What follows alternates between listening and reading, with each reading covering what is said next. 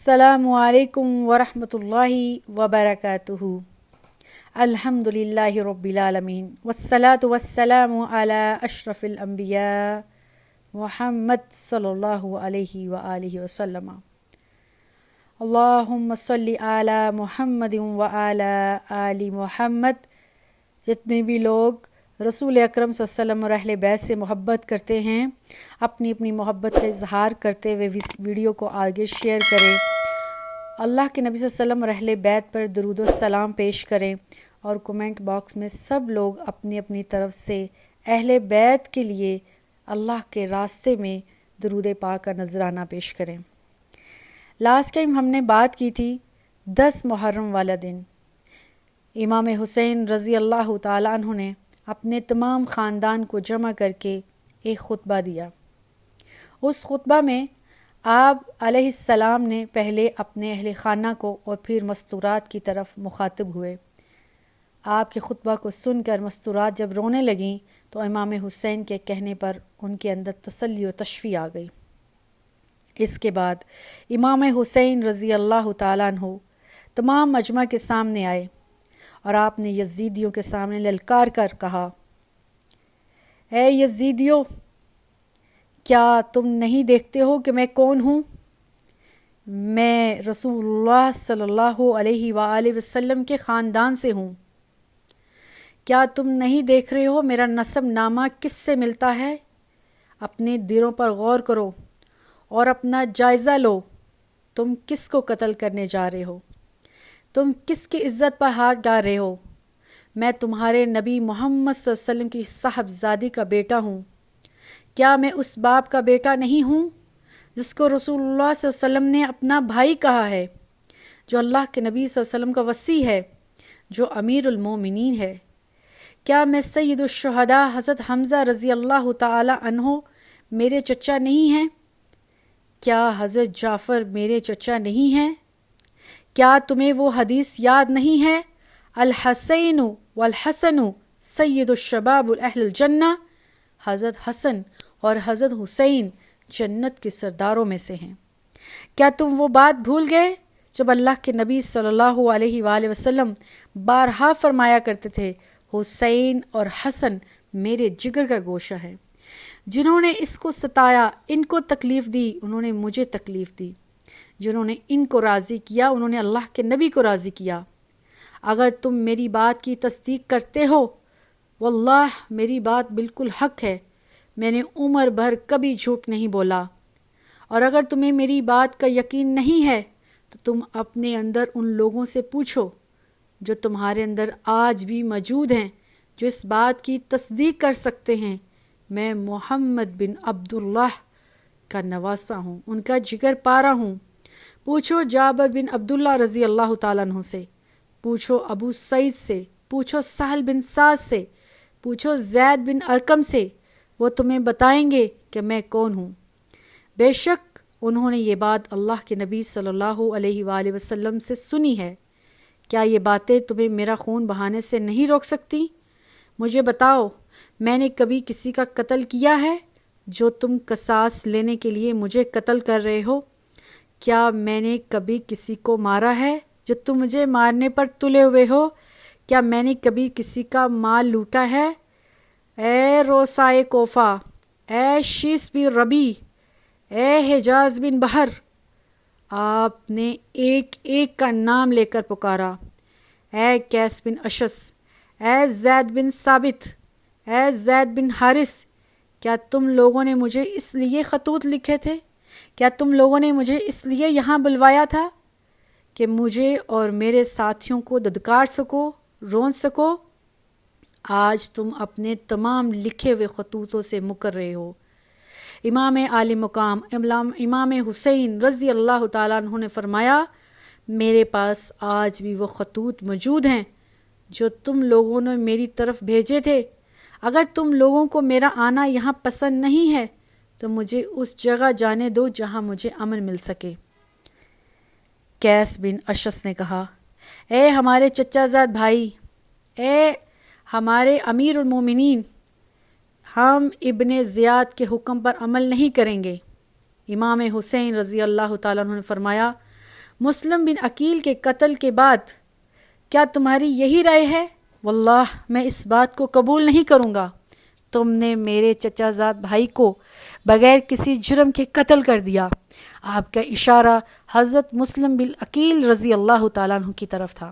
پھر آپ نے فرمایا، کیا تم لوگوں نے میرے قاصد کے ساتھ جو سلوک کیا اس کا تمہیں یاد نہیں؟ تم نے ان کے ٹکڑے ٹکڑے کر دیے۔ امام حسین رضی اللہ تعالیٰ عنہ نے یہ واز گھوڑے پر بیٹھ کر دیا۔ شیر ہمیشہ اونچا ہی ہوا کرتے ہیں، امیر ہمیشہ اونچے مقام پر ہوا کرتے ہیں۔ اس کے بعد امام حسین رضی اللہ تعالیٰ عنہ اپنے گھوڑے سے نیچے اتر آئے۔ تاریخ کا یہ سب سے بے نظیر بے مثال خطاب تھا۔ امام حسین رضی اللہ تعالیٰ عنہ کی زندگی کا یہ آخری خطبہ تھا جو آپ نے یزیدیوں کے سامنے پیش کیا۔ اس کے بعد حضرت ظہیر کھڑے ہوئے اور فرمایا، ظالمو، تم فاطمہ بنت محمد صلی اللہ علیہ وسلم کے جگر گوشے کا خون بہانا چاہتے ہو، باز آ جاؤ۔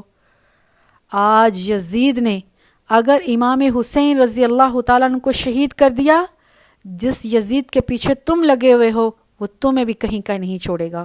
جب حضرت ظہیر رضی اللہ تعالیٰ عنہ کی گفتگو تھوڑی طویل ہوگی تو شمر ملعون نے اپنا پہلا تیر پھینکا۔ اس کے بعد حر بن یزید نے لوگوں کو خطاب کیا، فرمایا، اہل کوفہ، تم ہلاک و برباد ہو جاؤ۔ کیا تم نے امام حسین رضی اللہ تعالیٰ عنہ کو اس لیے بلوایا تھا کہ وہ یہاں آ جائیں اور تم ان کو قتل کر دو؟ تم وہی لوگ ہو جنہوں نے کہا تھا ہم اپنی جان اور مال بھی اہل رسول صلی اللہ علیہ وسلم پر قربان کر دیں گے۔ اب تم ہی ان کے جان کے در پہ ہو۔ اب ان کو اس چیز کی بھی اجازت نہیں دیتے ہو کہ خدا کی طویل و عریض زمین پر وہ کہیں پہ بھی چلے جائیں جہاں ان کو امن مل سکے۔ تم نے اہل بیت کو قیدیوں کی طرح بنا لیا ہے۔ تم نہ ان کو کھانے کو دے رہے ہو نہ ان کو پینے کو دے رہے ہو، ان کی زندگی کو موت سی کر دیا ہے۔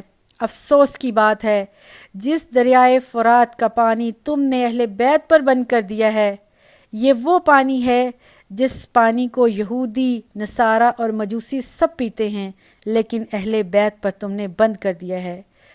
حسین ابن علی رضی اللہ تعالیٰ عنہ اور ان کے اہل خانہ آج پیاس سے بے ہوش ہو رہے ہیں۔ تم نے رسول اللہ صلی اللہ علیہ وسلم کے بعد ان کی اولاد کے ساتھ نہایت ہی شرمناک سلوک کیا ہے۔ اللہ قیامت کے روز تم کو پیاسا رکھے۔ اگر تم توبہ نہ کرو گے، اگر تم اپنی حرکت سے باز نہ آؤ گے، اللہ تمہیں دوزخ میں ٹھکانہ دیں گے۔ حضرت حر بن یزید ابھی نصیحت کر ہی رہے تھے کہ شمر ملعون کو یہ بات پسند نہ آئی۔ وہ آگے بڑھا اور اس نے بہت زیادہ تیر امام حسین رضی اللہ تعالیٰ عنہ کے لشکر کی طرف پھینکنا شروع کر دیے۔ اس کے بعد غمسان کی جنگ ہوئی۔ جنگ پورے جوش و خروش سے جاری رہی۔ ابن زیاد کی فوج کے کافی لوگ مر گئے۔ امام حسین رضی اللہ تعالیٰ عنہ کے فوجیوں نے بھی نہایت جوان مردی سے جنگ لڑی۔ اس کے بعد شقی اور بدبخت ملعون شمر اپنے ساتھیوں کے ساتھ آگے بڑھا اور امام حسین رضی اللہ تعالیٰ عنہ کی طرف تیر برسانا شروع ہو گئے۔ امام حسین اور ان کے ساتھیوں پر حلہ بول دیا۔ امام عالی مقام امام حسین رضی اللہ تعالیٰ عنہ کے ساتھیوں نے بھی شمر کے خلاف خوب بہادری سے مقابلہ کیا۔ مسلم بن اوسجا نیچے گر گئے، ان کو تیر لگا اور وہ شہید ہو گئے۔ جب وہ شہید ہوئے تو انہوں نے حر بن یزید کو اپنے قریب بلایا اور کہا، اس شخص یعنی امام حسین رضی اللہ تعالیٰ عنہ کی اپنی جان سے بڑھ کر قربانی دینا، ان کے خون کو زمین پر گرنے مت دینا۔ اگر تمہیں اللہ نے اپنے پاس بلا لیا امام حسین سے پہلے تو ٹھیک، ورنہ تم اپنے آخری سانس تک ان کا ساتھ دینا۔ اس کے بعد حر بن یزید اور اس کے ساتھیوں نے امام حسین رضی اللہ تعالیٰ عنہ کے ارد گرد گھیرا ڈال دیا، اور جو بھی تیر یزیدیوں کی طرف سے آتا تھا، شمر کی طرف سے آتا تھا، وہ امام حسین کے ساتھی اپنے اوپر لے لیتے تھے۔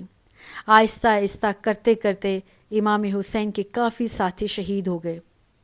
عمر بن سعد نے جب یہ دیکھا کہ اس کی فوج کے بہت سے فوجی مر گئے ہیں تو اس نے کچھ اور لوگ امام حسین کے لیے نئی فوج منگوا لی۔ یہ ایسی فوج تھی جنہوں نے بہت ہی ہمت سے امام حسین رضی اللہ تعالیٰ عنہ کی طرف مقابلہ کرنا شروع کر دیا۔ جب امام حسین رضی اللہ تعالیٰ عنہ نے یہ دیکھا اور آپ کے ساتھیوں نے دیکھا کہ عمر بن سعد نے ایک نئی فوج کا دستہ منگوایا ہے، تو امام حسین ان کے ساتھیوں نے اور بڑی ہمت کے ساتھ مقابلہ کیا۔ کوفیوں کی طرف سے جو بھی مقابلہ ہوتا تھا، امام حسین کے ارد گرد صرف 4 لوگ باقی رہ گئے تھے۔ وہ چاروں ہر ایک دستے کے لیے کافی تھا۔ اللہ کے شیر تھوڑے ہوا کرتے ہیں اور بھیڑ بکریاں ہمیشہ ان سے گڑا کرتی ہیں۔ یہاں امام حسین رضی اللہ تعالیٰ عنہ کے ساتھ صرف 4 جان باز ہیں، وہاں عمر بن سعد، شمر اور ابن زیاد کی ملعون فوجوں کے بہت بڑے بڑے دستے ہیں۔ یہاں ایک اللہ کے نبی صلی اللہ علیہ وسلم کا دیوانہ اس پوری فوج کے خلاف بڑی ہمت سے لڑ رہا ہے۔ جس طرف امام حسین رضی اللہ تعالیٰ عنہ کی یہ جانباز گھس جاتا، وہاں کی ساری زمین خون سے لد پت ہو جاتی۔ امام حسین رضی اللہ تعالیٰ عنہ کے ساتھیوں نے ایک ایک کر کے اپنے آپ کو اللہ کے حوالے کر دیا۔ امام حسین رضی اللہ تعالیٰ عنہ کے اوپر اپنی جان کو وار دیا۔ جب شمر نے اور اس کے ساتھیوں نے دیکھا کہ ہم امام حسین رضی اللہ تعالیٰ عنہ کا مقابلہ کرنے سے عاجز آ گئے ہیں، ان ملعونوں نے خیموں کی طرف جا کر آگ لگا دی۔ جب آگ لگی تو اس دوران امام حسین رضی اللہ تعالیٰ عنہ نے پھر جوان مردی سے مقابلہ کرنا شروع کر دیا۔ آپ کے پاس ابو شمامہ رضی اللہ تعالیٰ عنہ آئے، کہا اللہ کے رسول صلی اللہ علیہ وسلم کے بیٹے، اے ابن عبداللہ، اے ابن علی، اے محمد بن عبداللہ، میری جان آپ پر قربان ہو۔ میں چاہتا ہوں کہ میں آپ کے سامنے شہید ہو جاؤں، میں آپ کے سامنے اپنی جان دے دوں۔ ابھی ظہر کا وقت تھا کہ ظہر کی اذان دینے کے لیے امام حسین رضی اللہ تعالیٰ عنہ نے مہلت مانگی، اور ابو شمامہ رضی اللہ تعالیٰ عنہ سے کہا کہ دشمن خدا سے کہیں کہ ہمیں نماز کی مہلت دے دی جائے۔ انہیں آواز بلند تمام لشکر میں اعلان کیا کہ ہمیں نماز کے لیے تھوڑا وقت دیا جائے۔ ان یزیدیوں کو نماز کی کہاں پڑی تھی؟ اس قدر شور تھا، اس قدر بلند آوازیں تھیں کہ جنگ ملتوی نہ کرنی پڑی۔ اس غمسان کی جنگ میں کون کسی کی سنتا تھا؟ آخر حضرت ابو شمامہ رضی اللہ تعالیٰ عنہ اسی حال میں شہید ہو گئے۔ حضرت ابو شمامہ رضی اللہ تعالیٰ عنہ کی شہادت کے بعد امام عالی مقام امام حسین رضی اللہ تعالیٰ عنہ نے اپنے چند ساتھیوں کے ساتھ صلاۃ الخوف ادا کی۔ اللہ اکبر۔ امیر المومنین امام حسین رضی اللہ تعالیٰ عنہ اس غمسان کی جنگ میں بھی اپنے اللہ کو نہیں بھولے، سجود و قیام کو نہیں بھولے۔ انہوں نے اس وقت بھی اللہ کے سامنے اپنے آپ کو پیش کیا اور نماز ادا کی۔ ابھی امام حسین رضی اللہ تعالیٰ عنہ اور آپ کے ساتھی نماز سے فارغ نہ ہوئے تھے کہ یزیدی ملعون کی فوج آپ پر ٹوٹ پڑی۔ آپ کے ساتھ آپ کے چند رفقا تھے اور وہ سب جانتے تھے کہ وہ اپنے آپ کو شہادت سے نہیں بچا سکتے اور نہ ہی امام حسین رضی اللہ تعالیٰ عنہ کو بچا سکتے ہیں۔ اس لیے ان میں سے ہر ایک کی خواہش تھی کہ امام عالی مقام امام حسین رضی اللہ تعالیٰ عنہ سے پہلے اپنے آپ کی شہادت اللہ کے راستے میں پیش کر دیں۔ ہر ایک اپنے آپ کو امام حسین کے سامنے کھڑا کر دیتا اور اپنا سینہ تان دیتا اور اپنے سینے پر وار کر دیتا۔ امام حسین رضی اللہ تعالیٰ عنہ کو بچاتے بچاتے آپ کے تمام رفقا شہید ہو گئے۔ انا للہ و انا الیہ راجعون۔ آخری آپ رضی اللہ تعالیٰ عنہ کے ساتھی حضرت زہیر بن قیم رضی اللہ تعالیٰ عنہ نے جب یہ دیکھا کہ امام عالی مقام کے سامنے اب کوئی بھی نہ رہا تو بھاگتے ہوئے آپ رضی اللہ تعالیٰ عنہ کے سامنے آ گئے۔